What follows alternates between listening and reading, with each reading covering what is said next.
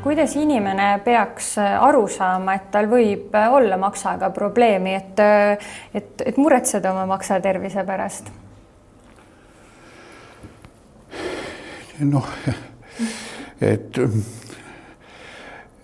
jah, üldiselt on nii, et on isegi mõeldud selle peale, et kuivõrd rasvmaks on niivõrd suure arvukusega haigus ühiskonnas, siis on mõeldud selle peale, et neid riskide maandamiseks, et vältida sellist olukorda, kus inimene ei tea, et on rasvmaks ja jätkab nende nii-öelda kahjulike faktorite kasutamist, noh, ütleme alkohol ja nii edasi, vale toitumine, ohtrad süsivesikud, nii edasi, väheaktiivne elu, on mõeldud selle peale, et inimesi tuleks nagu ikkagi uurida.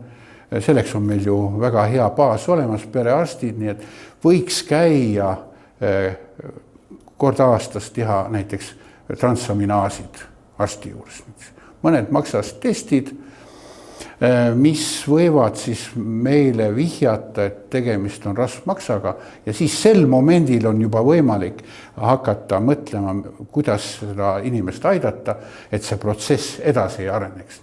Võib-olla paari aasta pärast on juba nagu hilja. Aga kui transaminaasid veel ei ole kõrged, et maksahaigus ju kujuneb väga pika aja jooksul, aga ikkagi see vöö ümbermõõt on suurem, inimene on ülekaaluline või juba isegi rasvunud, et kas ta ikkagi peaks muretsema oma maksatervise pärast? Jaa, noh, eks seal on ka muid faktorid, mis viitavad sellele võimalusele, et maksaga on midagi lahti, võtame teise tüübi diabeedi, eks ole, võtame südame-veresoonkonna haigustega inimesed, nii et on palju vihjeid, kaasa arvatud siis see üleliigne kaal, nii et kui inimene on ikkagi ülekaalus ja kui see kehakaaluindeks on üle 30, seda võiks inimene ise rehkendada, see on väga lihtne. Ja on üle 30, see tähendab rasvumist ehk rasvtõbi. Ja kui selline indeks on olemas, siis tuleks ilmselt esimene käik minna arsti juurde, perearsti juurde ja teha need mõningad analüüsid ja loomulikult siis ka ultraheli diagnostika oleks see esimene uuring, mida tuleks siis teha. Aga kas inimene ise ka kuidagi tunneb ennast teistmoodi, et kas enesetunne on teistmoodi, et kas see mõjutab tema kuidagi, kuna ta on ju seotud rasvainevahetusega, et kas see mõjutab ka kuidagi tema seedimist, et mingid enese sellised tunded, mis muutuvad maksarasvumisega? Jah, kuigi ütleme, algav rasvmaks on niisugune väga varjatud seisund, ikkagi need inimesed, kes tulevad ja räägivad, et nad on väsinud, nad ei ole nagu sellises, neil ei ole hea enesetunne, aeg-ajalt neil on mingisugune raskustunne ülakõhus. Noh, see on ilmselt kõige selgem vihje sellele, et midagi võiks olla inimese tervisega lahti ja et teda tuleks siis nagu uurida. Nii et selles mõttes see oleks nagu esimene asi, millele tuleks tähelepanu pöörata ja siis mitte ainult maksaensüüme uurida, vaid sinna alla käivad ka siis lipiidide näidud, kolesteriin, triglütseriidid, et see näitab ka loomulikult maksaseisundit.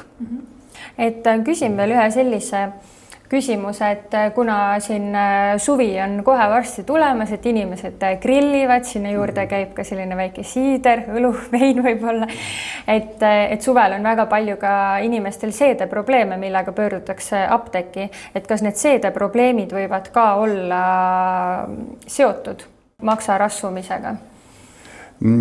Jah, et suvel lisaks grilli juurde käivad ka muud asjad, kahtlemata grillimise juures juuakse ka lahjat alkoholi, olgu siis õlu, vein, siider, mida tavaliselt ei peeta üldse ohtlikuks.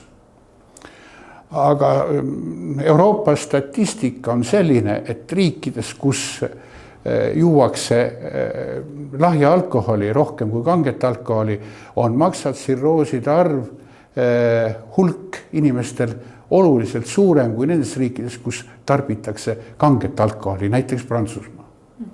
Nii et lahja alkohol on võrdselt ohtlik, mis eriti siis, kui juuakse seda rohkem, sest arvatakse, et ta ei kahjusta midagi. Isegi võib-olla maksahaige või rasvmaksaga inimene, kes seda teab, arvab, et ma joon ikkagi 2 või 3 purki ära, see ei tee mulle mitte midagi, aga tegelikult see on sama ohtlik, kui juua kanget alkoholi. Ja tulemus võib palju halvem olla. Aga täname teid, doktor, nende huvitavate mõtete ja kasulike nõuannete eest. Teile.